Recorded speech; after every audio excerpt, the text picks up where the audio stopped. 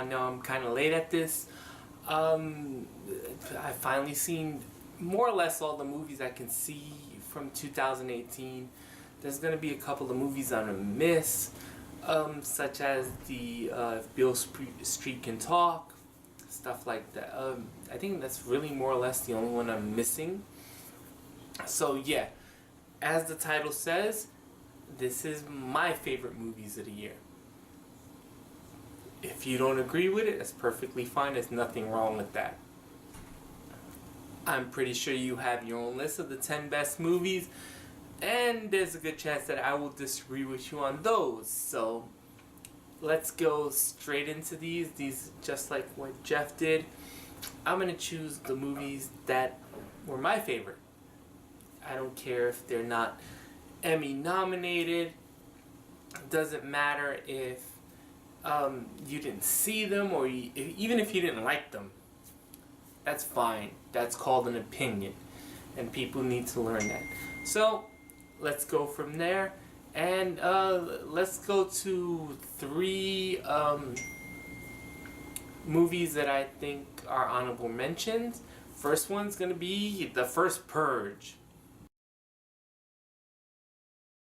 Alright, this continues the story of the Purge movies, and I like all of them. I don't care if a lot of these movies show up on worst lists. These movies actually do make sense if you actually know, just think about it and just watch it. I know a lot of people say they're gore fests, they don't make any sense, but actually watch the movie and think about it. I think a lot of people take these movies for granted, and they don't realize what social issues they're hitting on. So, yeah, that's one of my movies. Next movie, Vice. I like this movie. I didn't love it. I think Christian Bale did really well. This is more or less trying to do the same thing they did with The Big Short, with the history of Dick Cheney. And I thought it worked. I think in some aspects it's very overrated, but I think the acting was really well. And much like The Big Short, it took a very complicated issue and it made it into something that is really relatable and really easy to understand. So yeah, that's my second honorable mention. My third honorable mention is Green Book. I like this movie. I know a lot of people are taking cheap jabs at it because they feel it's too simplistic, but I'd rather see something like this that goes out of its way to promote, help race relations, and something like a lot of the movies that I'm going to be putting on my worst of list, which just exist to exploit them. And listen, even if you don't like how simplistic this movie is, the acting is fucking amazing. Viggo Mortensen is totally likable. I understand why he got a lot of nominations for Best Actor, and Marshall Ali as the co-star was really good, and they had crazy chemistry together. So yeah, that's why this is on my list. So but let's go to the meat of the movies. Let's go to number 10. Overlord. Holy shit, have I not... This has been a year where movies have come out of nowhere to kick ass. Nothing exemplifies that more than this movie. This is a movie that I joked about for weeks, where we're gonna go see a zombie movie, a zombie Nazi movie that takes place during World War II, and it's so much more than that. Not only that, this movie is grounded in reality. If I was to tell you this was to happen, had happened in World War II, and the ending absolutely makes you believe that, wait, I think that could have happened. The opening sequence with the plane jump, brilliantly shot. If you had a chance to see this in IMAX, it will blow your mind, and it is super intense, even if you don't see it in IMAX. Wyatt Russell is a freak. Kurt Russell's son is a star waiting. The movie absolutely takes everything that you would think a World War II movie does, and then it just incorporates this horror element. The shots where the main character is going through the Nazi bunker, and the camera's shaking, and it absolutely brings the fright with it. So yeah, that's my number 10. Let's go to number 8. Number 8, Bad Times at the El Royale. This is a movie I didn't even know why I saw. I kind of liked the trailers. The Red Band trailer didn't really make any sense except for Jeff Bridges at the end cursing. But this is a very good ensemble movie. Jeff Bridges is in it. Chris Hemsworth is in it. Cynthia Erivo's in it. John Hamm is in it. Dakota Johnson. This is the best Tarantino movie you will see since Pulp Fiction, and Tarantino didn't do this movie. This is a much better version of The Hateful Eight. Also, it has elements of Clue in it, where you would see where a scene would happen through one character's eyes, and then it would cut to it would go to a second perspective, so you kind of see where everyone is viewing it. It's really good. I love the ending. This is way better than The Hateful Eight, in all honesty. And not only in terms of acting, also in terms of how it's shot and how it's set up. And the action moves a lot better than that movie. Yeah, this is the best Tarantino movie you will see in a long time. So that's my number 9. Let's go to number 8. Hereditary. This might be the most craziest horror movie you'll see all year. It ends up a little bit lower on my list because it is a little bit of a slower burn, and I'm not taking into account what everyone else is thinking about this, because a lot of people don't like to have the conversation of what this movie is about. But it is a fantastic movie. Toni Collette is amazing in this movie. And it says the story of people who are suffering from mental illness that's just being brought down the line until we get to the end. It has a bit of the occult in it. It has Satanism in it. So this won't register on a lot of people's radar. But I thought it was really good. I thought the last 15 minutes of this movie is absolutely batshit crazy. There's a turn about 45-50 minutes into the movie that made me realize the trailer did not give away anything in this movie. If you're not afraid to challenge yourself mentally, this is a movie you'll watch. This movie is also benefited if you can see it more than once, because you'll get some of the things that are on the outside edge, much like the previous movie, Bad Times at the El Royale. So yeah, that's number 8. Let's go to number 7. Paddington 2. I didn't see Paddington 1. I didn't like the trailers for Paddington 1. I don't like the trailers for this movie either. But this movie absolutely stole my heart. This is this is the last movie I saw before I had to go have surgery, and I couldn't see any movies.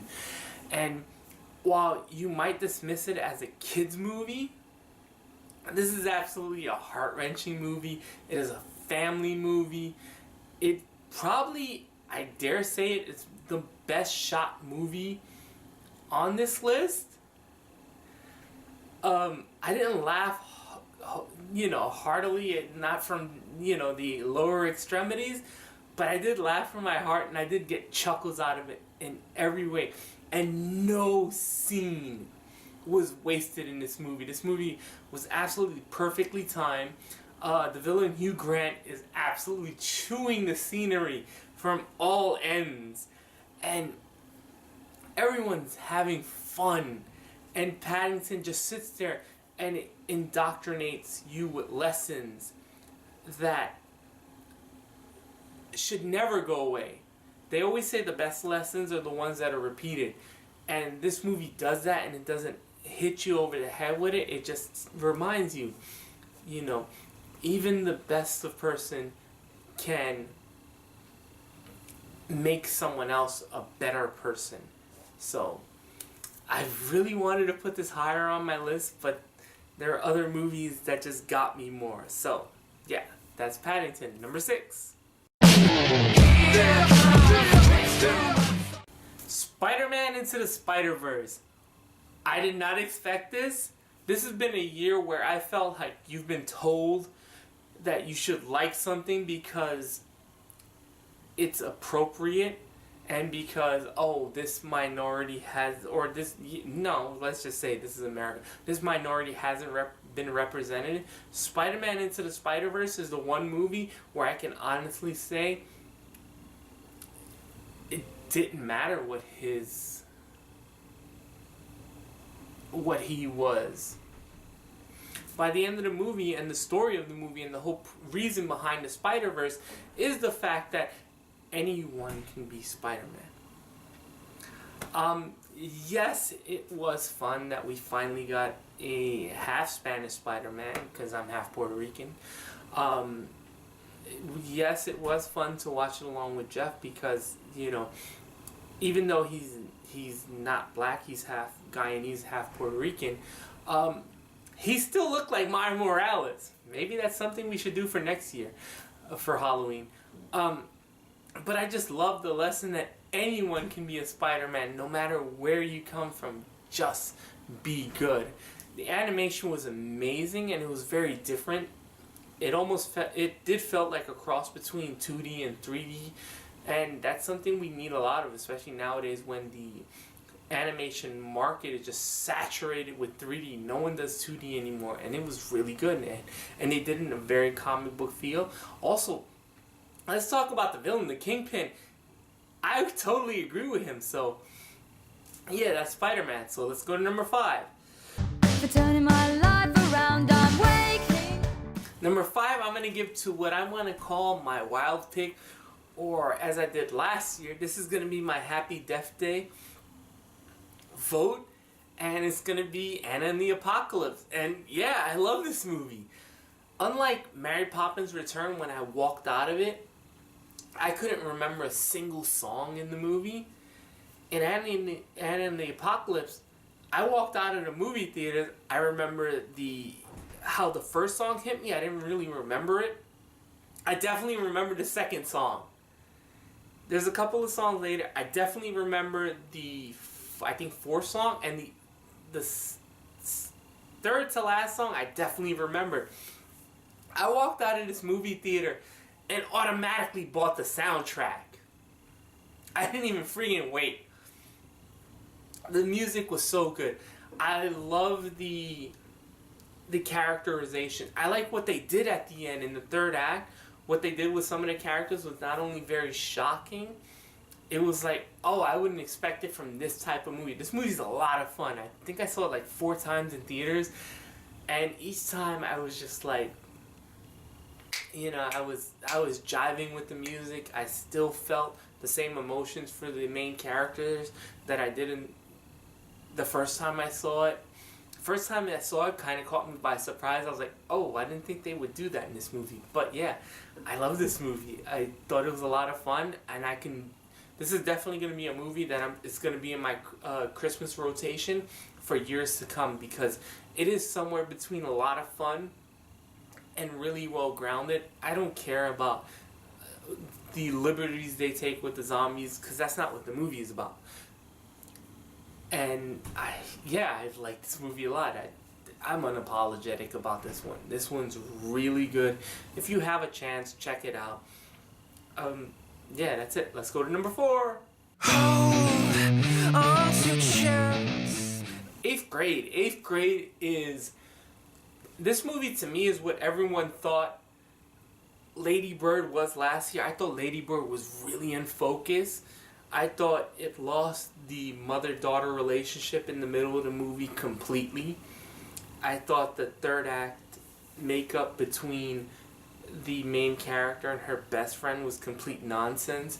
This movie's really good as it takes the premise of a girl who is going through a transition from going from middle school to high school, and who also does this stuff.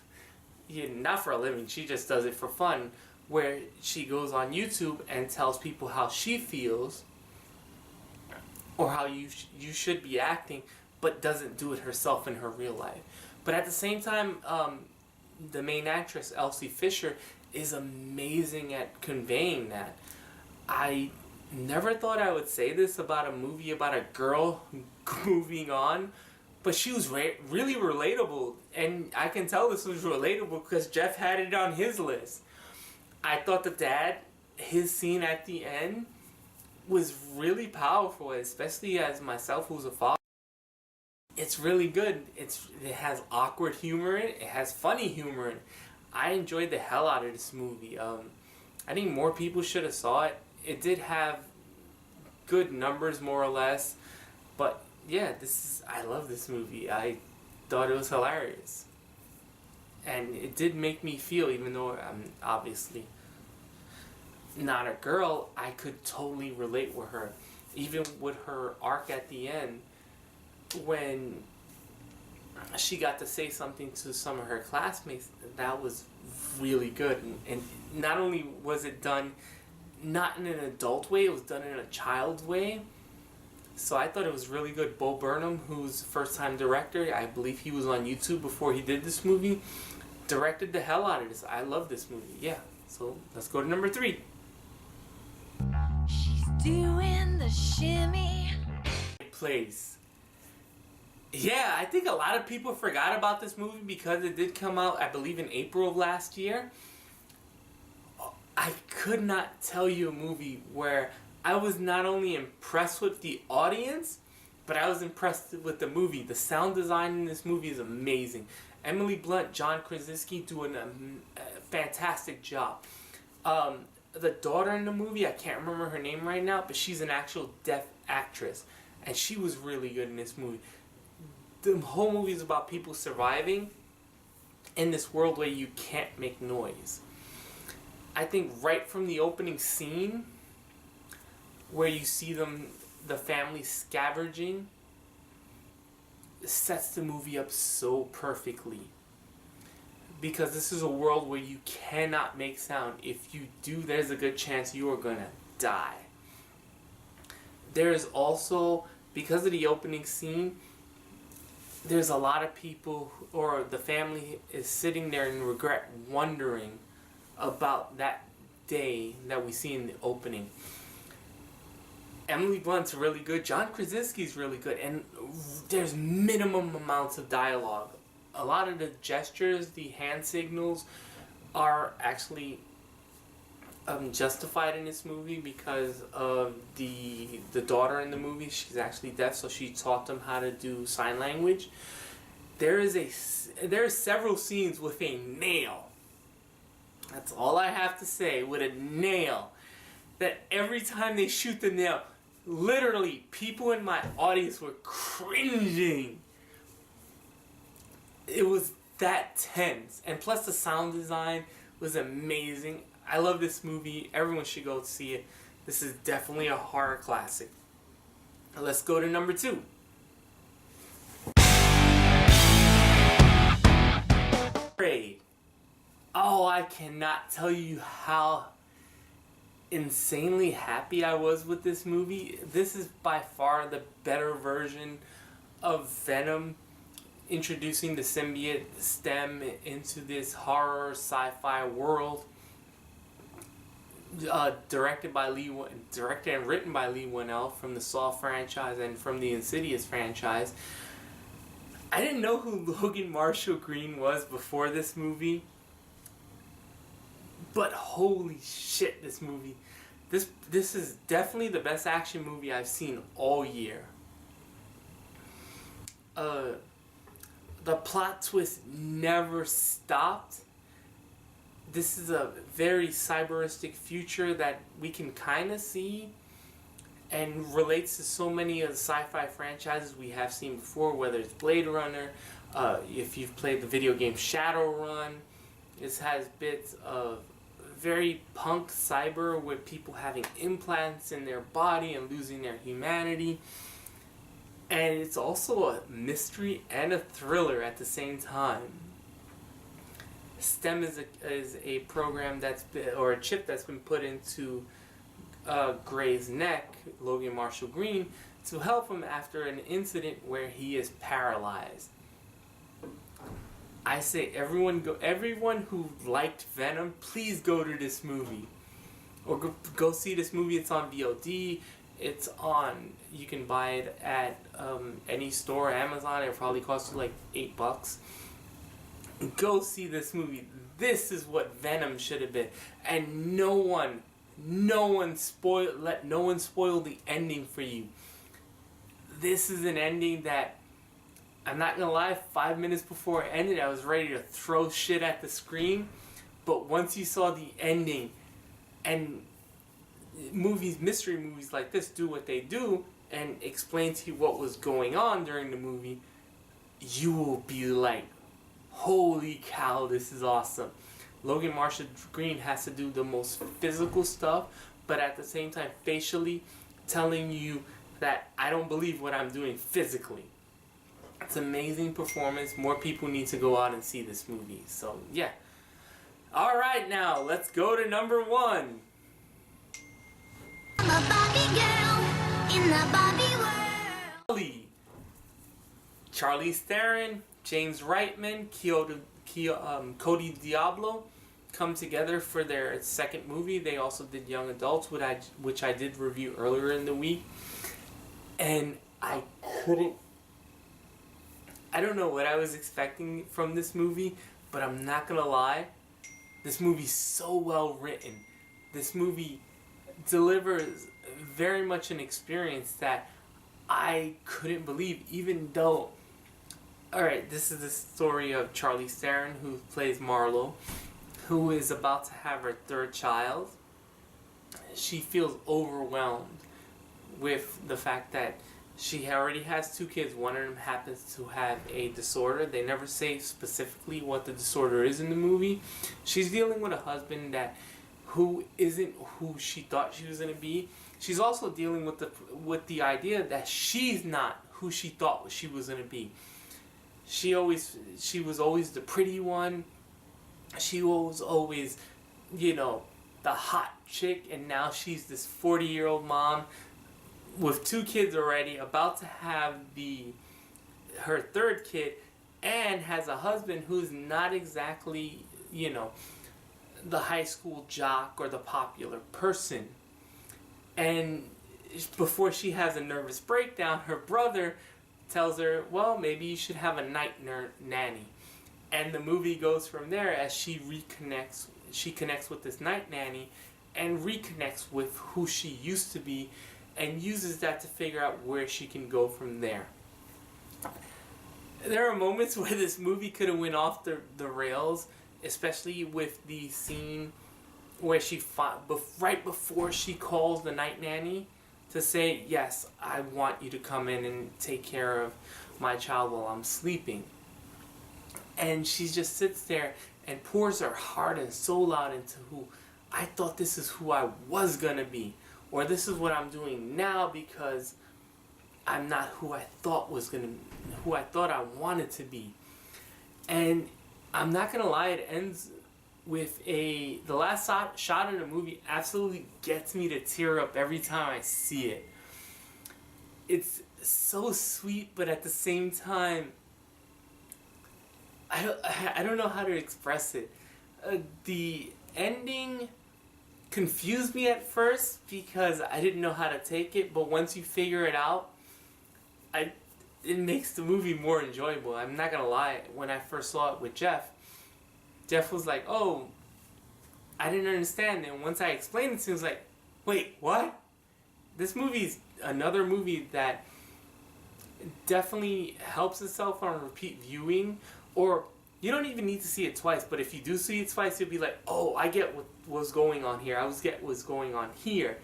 it like helps you broaden your concept of this character. And Charlize Theron absolutely blows it out of the water with. This is a person who we had a couple of months earlier seen her in Atomic Blonde being sleek and sexy. And that's how we picture her, especially when you see her in some of her movies. And for this movie, she's overweight. My favorite scene, or a very good scene that's from the trailer in the movie, is her son drops milk on her shirt. And she's sitting at the dinner table and she just takes it off. And she's sitting there in her bra and her stomach's out. And her daughter asks, "Mom, what happened to you?" And you just look at her and it's like, ah. I would definitely want to hear someone's thoughts on this, who, especially a mother, only a mother, who suffers from postpartum traumatic disorder, from someone who's had multiple kids. This is a really good movie, and I think this is a movie more people should have saw, but unfortunately didn't. But I did. I saw it 5 times in theaters, and that's not even including how many times I've seen it because I own the Blu-ray. So, that's my number 1 pick. Those are my top 10 picks for 2018. We're already into 2019, and I've already seen a couple of movies. Nothing so far that I would put on my top 10 list, but yeah, that's my list. Please compare your list to mine. Let me know in the comments below. Like, subscribe, and until next time, later.